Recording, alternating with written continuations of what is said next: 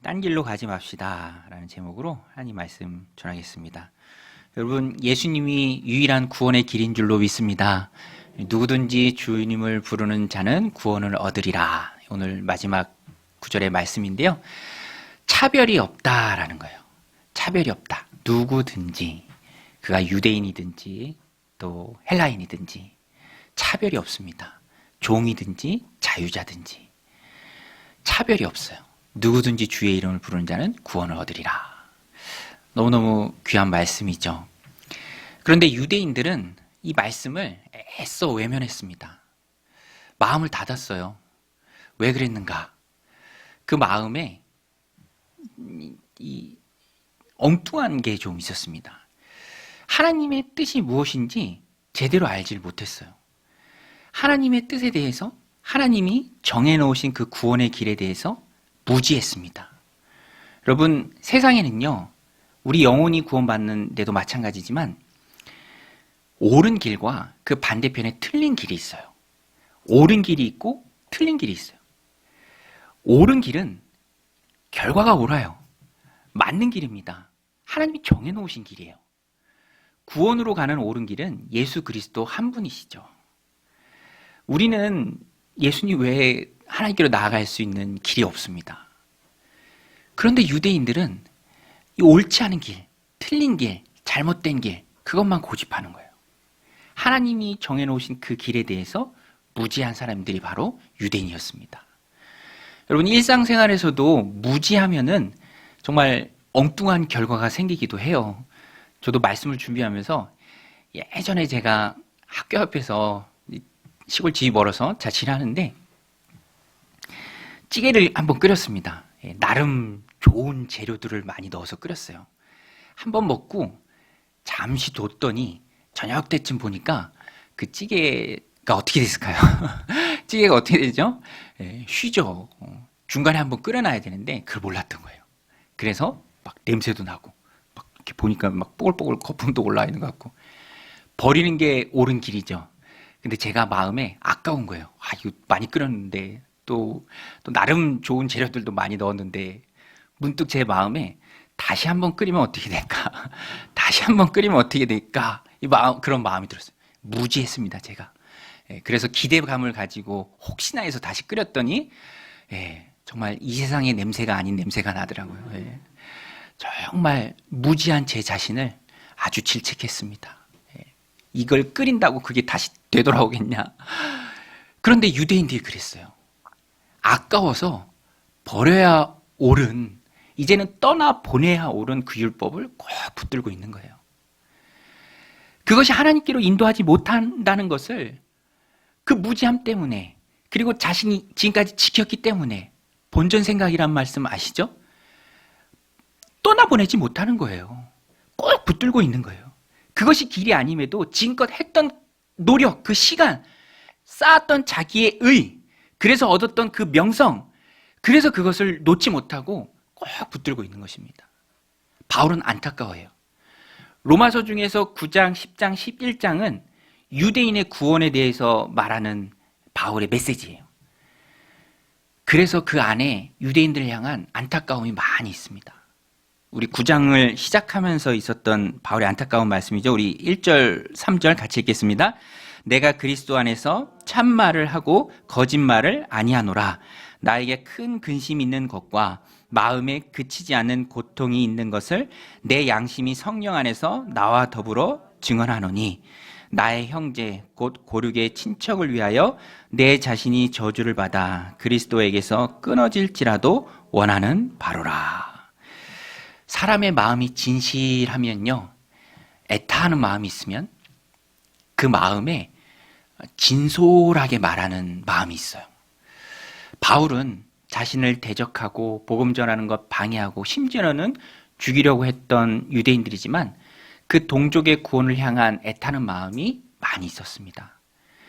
그래서 체념하지 않았어요. 열심히 하나님이 정해놓으신 그 그리스도의 십자가 복음에 대해서 유대인들에게 전했습니다. 바울은 원하는 바가 분명했습니다. 오늘 말씀 1절에서도 분명히 원합니다. 둘이 같이 한번 읽겠습니다. 형제들아, 내 마음에 원하는 바와 하나님께 구하는 바는 이스라엘을 위함이니 곧 그들로 구원을 받게 함이라. 체념하지 않고 구원의 간절한 소망 되시는 예수 그리스도의 십자가를 바울은 열심히 설명합니다. 설득합니다. 또 비유하면서 어찌하든지 유대인들의 구원을 위해서 애쓰는 모습을 보입니다. 그래서 오늘 이 말씀을 보면 우리에게 딱 전해지는 메시지가 있어요.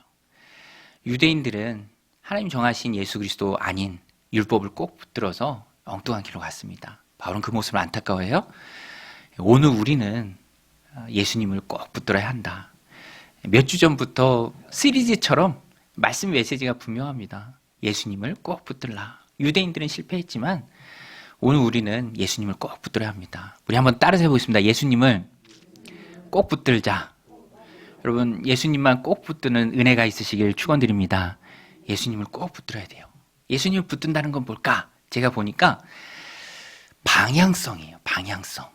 어떤 연예인이 몇 년 전인데 사회적 좀 무리를 일으키고 자숙하다가 나와서 인터뷰를 할 때 그런 말들을 하더라고요. 죄송합니다. 죄송합니다. 미안합니다. 앞으로는 시계나 저울이 아니라 지금껏 내가 시계를 보고 저울을 봤는데 앞으로는 나침판을 보면서 살겠습니다. 그런 고백을 해요. 1년의 과정 속에서 깨달은 게 많았죠. 시계를 보고 무게를 다는 저울을 봤을 때는 엉뚱한 방향으로 나아갈 수 있다는 거예요. 그러나 나침판을 보면 바른 방향으로 나아갈 수 있습니다. 오늘 우리의 인생도 마찬가지입니다. 예수님이 구원의 나침판이 되세요. 내가 곧 길이요 진리요 생명이니 나로 말미암지 않고는 아버지께로 갈 자가 없느니라. 구원에 있어서는 예수님만이 길, 진리, 생명이십니다. 예수님 외에 다른 어떤 것도 필요하지 않아요.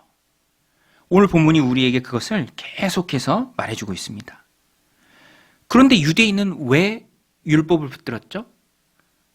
2절, 3절에 그 이유가 나오는데요. 우리 같이 한번 읽겠습니다. 시작. 내가 증언하노니 그들이 하나님께 열심히 있으나 올바른 지식을 따른 것이 아니니라. 하나님의 의를 모르고 자기 의를 세우려고 힘써 하나님의 의에 복종하지 아니하였느니라. 이거예요. 자기 의. 오늘 말씀의 핵심 키워드입니다. 자기 의. 여러분, 자기 의가 뭐죠? 자기 스스로 의로워지려는 마음이에요. 자기 스스로 할 수 있다 하는 마음입니다. 내 힘으로 천국 간다라는 마음이에요. 여기에 한번 빠지면 그리스도의 십자가가 안 들어오는 거예요. 유대인들은 하나님에 대해서 몰랐습니다. 잘못된 열정을 가지고 있었어요. 자신이 율법을 지켜서 그 의로, 그 행실로 하나님께 갈 수 있다, 의로워질 수 있다라고 생각을 했어요. 물론 율법을 다 지키면 그것이 가능하죠. 그런데 여러분, 율법은 다 지킬 수 없어요. 죄인이라서 그렇습니다. 누구도 율법을 완벽하게 지킬 수 없어요. 여러분, 완벽하다는 것은 조금의 흠도 없다는 거예요. 퍼펙트하다는 거예요. 그런데 사람은 그것을 행할 힘이 애초에 없습니다. 야고보서 2장 10절의 쉬운 성경 말씀인데요. 우리 같이 한번 읽겠습니다. 시작. 누구든지 하나님의 율법을 다 지키다가 한 가지 계명을 어기게 되면 율법 전체를 다 어긴 자가 됩니다. 여러분, 이 말씀이 뭘 뜻하는지 아세요? 율법은요, 부분 점수가 없습니다. 다시 시작한다는 개념이 없어요. 100문제면 100문제, 1000문제면 1000문제, 각각 점수가 있죠. 그러나 율법은 하나를 어기면, 하나를 틀리면, 하나라도 실수하면 지금껏 행했던 모든 일들이 다 율법을 어긴 게 돼버려요. 완벽함이라는 것은 그런 거예요. 실수가 조금도 없는 것. 그런데 하나님 지으신 사람은 연약함에 율법을 완전히 지킬 수가 없는 거예요. 그래서 유대인들이 꼭 붙들었던 그 율법은 잘못된 것입니다. 틀린 방법이에요. 우리끼리는 말할 수 있죠. 아, 저 사람은 법 없이도 살 사람이다. 그런데 여러분, 우리끼리는 그렇게 얘기하는 거예요. 하나님 앞에서 완전하신 하나님 앞에서 그 말을 할 수 없어요. 누구도 하나님 앞에서 완벽하다, 조금의 흠도 없다 말할 수가 없습니다. 여러분, 볼링에 그 퍼펙트 게임이라고 있죠. 퍼펙트 게임 있죠, 볼링에? 몇 점입니까? 300점이잖아요. 가끔 그럴 수는 있습니다. 또 뭐 골프할 때 홀인원이라는 것도 있잖아요. 한 번에 구멍에 들어가는 거. 뭐 가끔 그럴 수도 있어요. 그러나 내 영혼이 아무런 죄 없이 깨끗해서 하나님 앞에 완벽하다, 지은 죄가 없다, 이렇게 말할 수 없다라는 거예요. 그래서 유대인들이 꼭 붙들었던 열심은 잘못된 열심, 틀린 열심, 결과가 달라지는 열심이에요. 우리가 붙들어야 할 의는 자기 의가 아니라 예수님의 의예요. 예수님의 의. 오늘 말씀 4절입니다. 우리 같이 읽겠습니다. 시작. 그리스도는 모든 믿는 자에게 의를 이루기 위하여 율법의 마침이 되시느니라. 율법의 마침이 되시느니라. 이 마침이란 뜻이 끝났다라는 의미라기보다는 율법이 요구하는 모든 목표를 예수님이 이루셨다라는 의미예요. 예수님이 율법이 요구하는 모든 요구를 완벽하게 성취하셨습니다. 율법을 완전히 충족시키신 분이 바로 예수님이에요. 그래서 유대인들이 놓쳤던 것은 자신들의 의로 율법을 완전히 지키려는 노력인데 그것은 가능성 제로죠. 누구도 할 수 없는 일입니다. 제가 예전에 봤던 허준이란 드라마가 참 재밌었는데 그 드라마가 재밌는 이유가 그거더라고요. 그런 캐릭터가 현실에선 존재하지 않습니다. 정말 선하고 병자를 귀히 여기고 또 자기를 막 헤아려 했던 사람도 막 치료해주고 너무너무 귀하죠. 이제 거기서 사람들이 그것을 동경하면서 재밌게 보는 거예요. 그런데 그런 허준도요, 뭐 현실에 없는 캐릭터 만들어낸 이야기죠. 그런데 그 드라마에서 나중에는 거짓말 한번 하더라고요. 과거에 지은 죄 막 누가 추궁하니까 사람을 잘못 보신 것 같습니다. 제가 아닙니다. 거짓말 했잖아요. 그러면은 이 말씀의 기록대로 하면은 지금껏 완벽했던 지켰던 그 모든 게 다 헛수고가 되는 거예요. 율법을 행함으로 하나님 앞에 설 수 있는 인생은 단 한 사람도 없습니다. 의인은 없나니 하나도 없다. 모든 사람이 죄를 범하였음에 하나님의 영광에 이르지 못했다. 우리가 붙들어야 할 분은 예수 그리스도 한 분이에요. 왜냐? 우리 10절 말씀 읽었잖아요. 그리스도는 모든 믿는 자에게 의를 이루기 위하여 율법의 마침이 되시느니라. 율법을 요구를 다 충족시키신 분이 예수님이다. 그래서 오늘 말씀을 우리들 삶 가운데 적용할 때 첫 번째는 방향을 바로 하라라는 거예요. 방향을 바로 하라. 우리 한번 따라서 해보겠습니다. 방향을 바로 하라. 구원에 있어서 바른 방향은 길과 진리 생명 되신 예수님입니다. 내 의, 교회를 얼마나 다녔느냐, 얼마나 봉사를 했느냐, 얼마나 기도를 많이 했느냐, 성경을 많이 봤느냐, 그런 것은 주님 베푸신 은혜에 감사해서 하나님께 드리는 거예요. 감사의 표현입니다. 구원의 유일한 길은 하나님 만들어 놓으신 예수님의 십자가예요. 그 십자가를 통해서 우리는 예수님께 나아갈 수 있습니다. 주파수도 맞아야 하잖아요. 하나님이 정해놓으신 그 주파수를 우리가 받아야 합니다. 하나님이 정해놓으신 분은 하나님께로 이끄시는 유일한 길은 예수님이에요. 예수님을 통해서만 하나님께 나아갈 수 있는 거예요. 그 믿음으로 구원을 받은 우리가 신앙생활을 할 때에도 방향성이 중요해요. 인간적인 노력의 방향이 아니라 예수님의 은혜의 방향을 향해서 우리는 늘 달려가야 합니다. 대표성의 원리 말씀드렸죠? 우리 월드컵 하잖아요. 월드컵 하면 월드컵 중계하면서 가장 많이 하는 말이 뭔지 아십니까? 우리가 이겼다예요. 우리가 이겼다. 어느 나라가 이겼다. 그런데 엄밀히 따지면 게임에서 뛴 선수들이 이긴 거죠. 그런데 누구도 선수가 이겼다라고 말하지 않아요. 그 나라가 이겼다라고 얘기합니다. 이유가 뭔지 아십니까? 선수들이 개인의 자격으로 뛴 것이 아니라 나라를 대표해서 뛴 것이죠. 그래서 우리가 이겼다고 웃고 우리가 졌다고 막 우는 거예요. 사우디도 아르헨티나 꺾고 너무 기뻐서 다음날 막 국경일로 정하고 선수들이 이겼다는 게 아니라 우리가 이긴 거예요. 진짜 우리가 이긴 거죠. 마찬가지로 아담을 통해서 죄가 전가된 사람은 누구도 하나님 앞에 의로움에 이를 수가 없습니다. 율법을 지켜서 되는 게 아니에요. 지킬 수가 없기 때문에. 율법을 다 이루신 예수님이 이뤄놓으신 그 의, 하나님과의 바른 관계, 그것이 나에게 전가되는 거죠. 그것을 의의 전가다라고 얘기합니다. 예수님이 믿는 모든 자의 의를 위해서 율법을 다 이뤄놓으셨기 때문에 그래요. 그래서 우리는 구원에 있어서는 예수님 한 분만 꼭 붙들어야 합니다. 지난주에 말씀드렸잖아요. 능력이 없어요. 찾아갈 힘이 없습니다.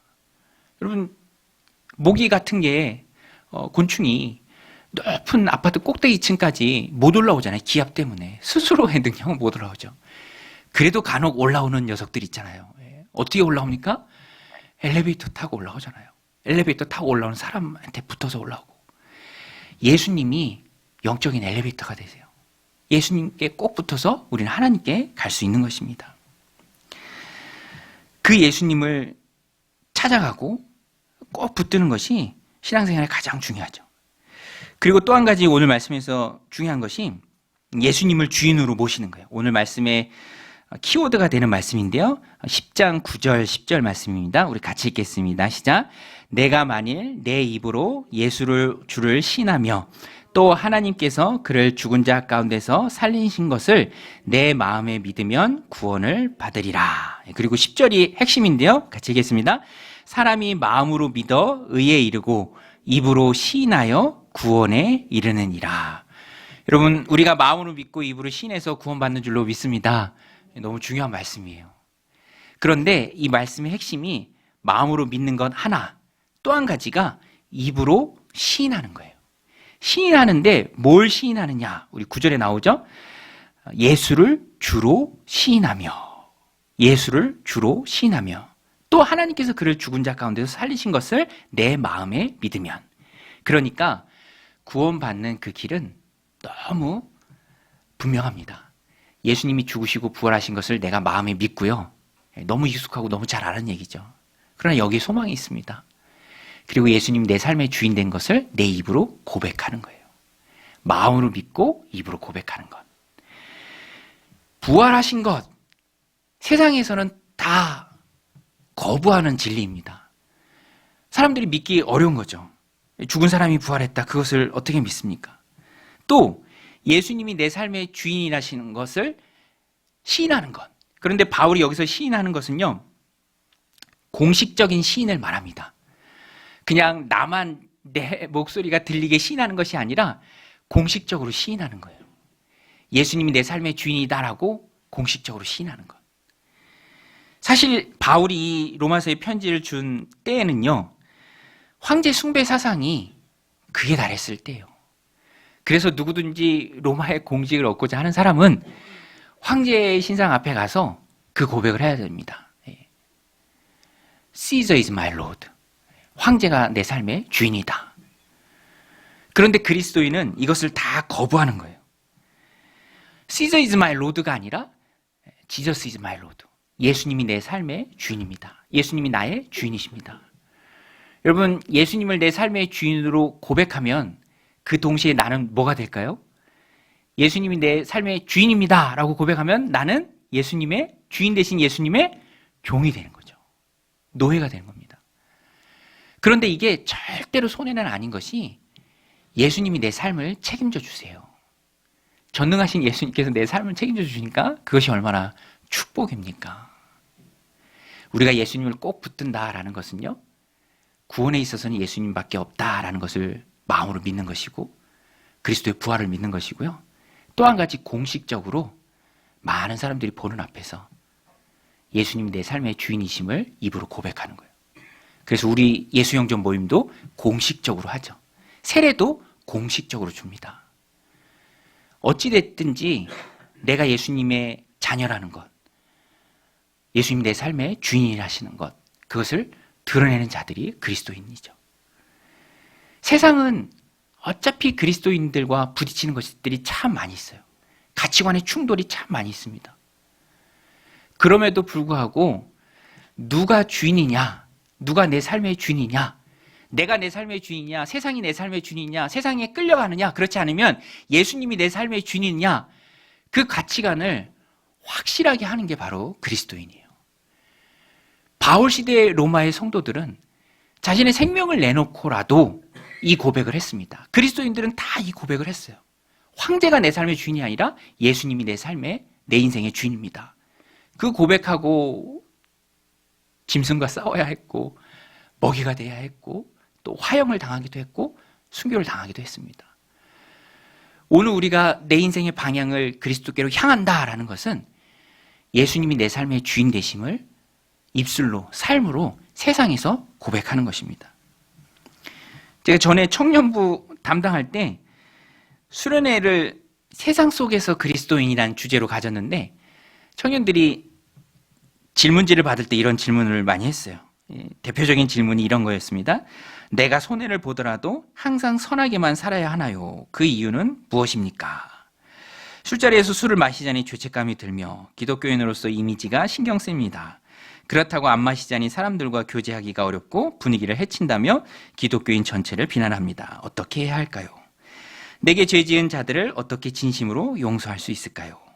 주일 성수와 중요한 일들 간의 갈등을 어떻게 해결할 수 있을까요? 혼전 성관계, 연애, 결혼, 그리스도인의 데이트, 그것에 대한 성경적 관점은 무엇입니까? 이런 질문들을 해요. 근데 이런 질문들 자체가 세상의 가치관과 그리스도인의 가치관이 부딪힌다라는 거예요. 그 안에 밀당이 있다라는 거예요. 선택이라는 갈림길 속에 있다라는 것입니다.